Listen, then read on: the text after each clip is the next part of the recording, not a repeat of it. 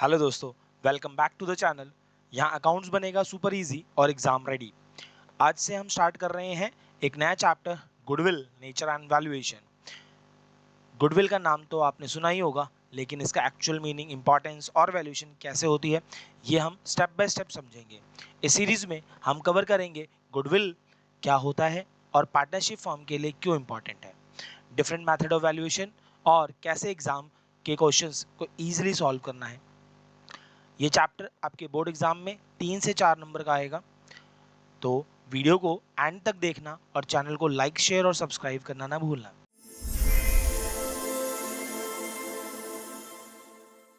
Okay, now what is meaning of goodwill? Goodwill is what it is made of three things. The first is the reputation, the second is your trust, and the third is your customer loyalty. If these three things combined in a business, business can grow even faster. जितनी तेज से बढ़ सकता है उससे भी ज़्यादा तेजी से ये बढ़ेगा। अगर हम डेफिनेशन की बात करें, the value of the reputation of a firm in respect of profits expected in future over and above the normal profits.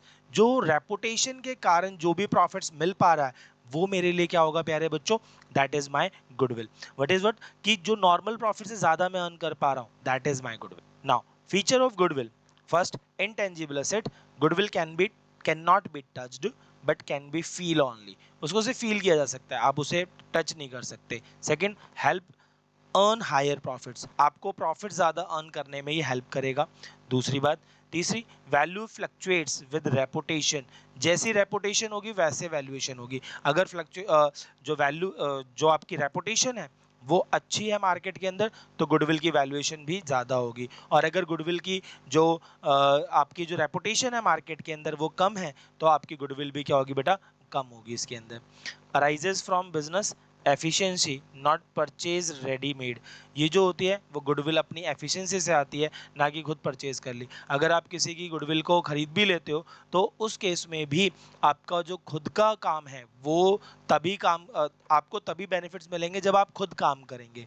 बिना काम किए आपको कोई बेनिफिट नहीं मिलने वाला है यहाँ पर। ओके, तो गुडविल जरूरी नहीं है कि परचेज गुडविल भी ही काम करेगी हमेशा। It works on the efficiency, works efficiency, business efficiency. Okay,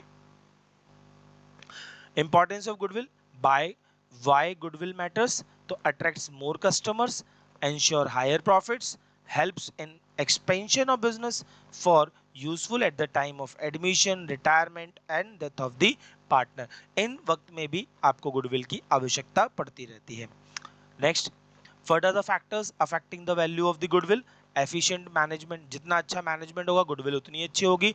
बेकार मैनेजमेंट, बेकार गुडविल। फेवरेबल लोकेशन, लोकेशन अच्छा है, काम करने में मजा आएगा और आपके पास कस्टमर्स भी आते रहेंगे। कस्टमर्स ही नहीं आएंगे तो आपकी गुडविल भी बेकार हो जाएगी। फेवरेबल कॉन्ट्रैक्ट्स, आपके पास कॉन्ट्रैक्ट्स अच्छे हैं, आप के पास कॉन्ट्रैक्ट है कि भाई आप ही ये सामान बेच सकते हो, तो जब आप ही सामान बेच सकते हो तो वो आपके लिए फायदा होगा और आपकी गुडविल को बढ़ाएगा। ईयर्स ऑफ एस्टेब्लिश, जितना ज़्यादा पुराना बिजनेस होगा उतने ही ज़्यादा उसके ऊपर लोग विश्वास करते हैं, जितना नया बिजनेस होगा उसके ऊपर लोग कम विश्वास करेंगे। पेटेंट्स, जिन बिजनेस के पास पेटेंट्स होता है उनके ऊपर ज़्यादा विश्वास किया जाता है, उनकी गुडविल ज़्यादा होती है। एक्सेस टू सप्लाई, अगर आपके सप्लाईज जो हैं वो जल्दी अवेलेबल हो जाते हैं, बहुत जल्दी अवेलेबल हो जाते हैं, तो दैट मीन्स आपके ऊपर लोग ट्रस्ट कर सकते हैं कि भाई आपको अगर ऑर्डर दिया जाए तो सामान आपके पास टाइमली मिल जाएगा।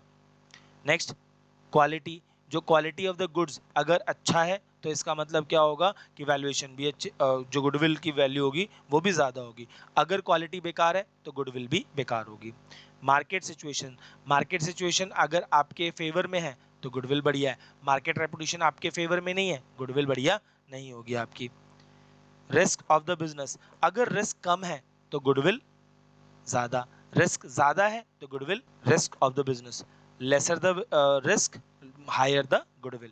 Less risk, nature of business, nature of business अगर आपका जो प्रोडक्ट है उसमें आपके पास सप्लाई ज़्यादा है और अवेलेबल होता है एवरी टाइम, तो उस केस में आपका जो प्रॉफिट्स होगा वो भी क्या होगा, ज़्यादा हो गए। If profits are greater than इसका मतलब हो गया कि आपके पास जो गुडविल होगी वो भी क्या होगी, अच्छी खासी होगी आपके पास।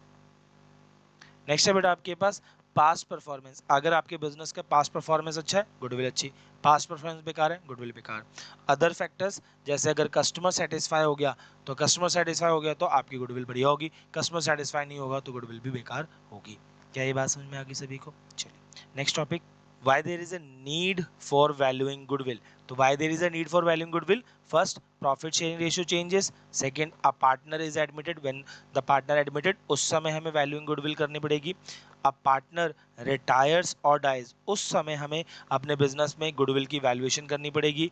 द फर्म इज सोल्ड, जब फर्म को बेचा जाए तो उस समय भी हमें गुडविल फाइंड आउट करनी पड़ेगी।